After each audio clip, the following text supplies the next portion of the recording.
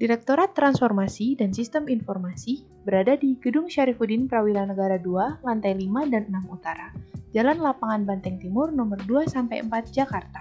Direktorat Transformasi dan Sistem Informasi memiliki visi yaitu menjadi penggerak utama perubahan untuk transformasi digital dan jabatan fungsional yang berbasis TIK dalam rangka mendukung visi Direktorat Jenderal Kekayaan Negara menjadi pengelola kekayaan negara yang profesional dan akuntabel untuk sebesar-besar kemakmuran rakyat.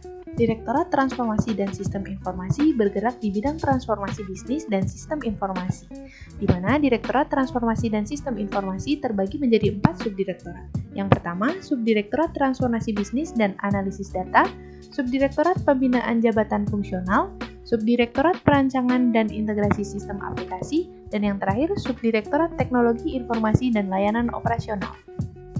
Perubahan dan inovasi yang dilakukan oleh Direktorat Transformasi dan Sistem Informasi yang pertama yaitu manajemen perubahan, di mana rencana kerjanya yang pertama adalah penyusunan tim kerja, rencana pembangunan zona integritas, komitmen dalam perubahan, komitmen pimpinan, pemantauan dan evaluasi pembangunan WBK dan WBBM, perubahan pola pikir dan budaya kerja, serta pembangunan budaya kerja. Inovasi yang kedua yaitu penataan tata laksana, di mana rencana kerjanya yang pertama, standar operasional prosedur atau SOP mengacu pada peta proses bisnis instansi, SOP telah diterapkan, SOP telah dievaluasi, sistem pengukuran kinerja unit sudah menggunakan teknologi informasi dan telekomunikasi, operasionalisasi manajemen SDM sudah menggunakan TIK, pemberian pelayanan kepada publik sudah menggunakan TIK, telah dilakukan monitoring dan evaluasi terhadap pemanfaatan TIK dalam pengukuran kinerja unit, operasionalisasi SDM, dan pemberian layanan kepada publik.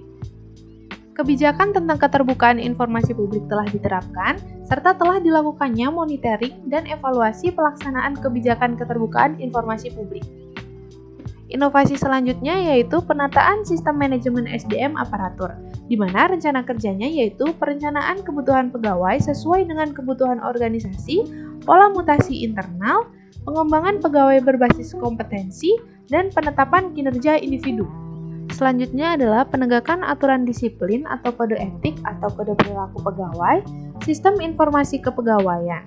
Selanjutnya adalah penguatan akuntabilitas, di mana rapat penyusunan Renstra, Lakin, Refinement IKU, dan kontrak kinerja, rapat pemantauan laporan capaian kinerja dan evaluasi laporan capaian kinerja yang dilaksanakan secara bulanan, serta rapat dialog kinerja organisasi yang dilaksanakan per triwulan.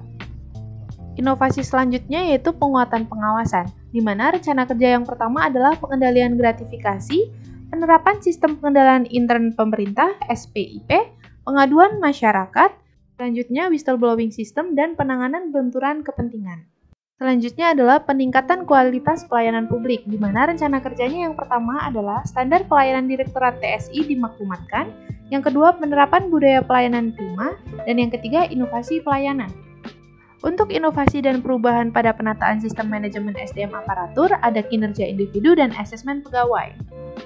Selain itu, dalam penataan sistem manajemen SDM aparatur juga ada rencana kerja penurunan pelanggaran disiplin pegawai.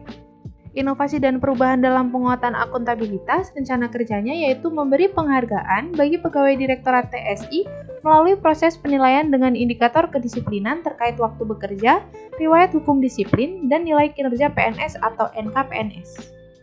Selanjutnya ada lagi inovasi dan perubahan pada bagian penguatan pengawasan, di mana rencana kerjanya yang pertama yaitu mekanisme pengendalian, penanganan pengaduan masyarakat, penyampaian laporan harta kekayaan, serta upaya dan atau inovasi pelayanan publik.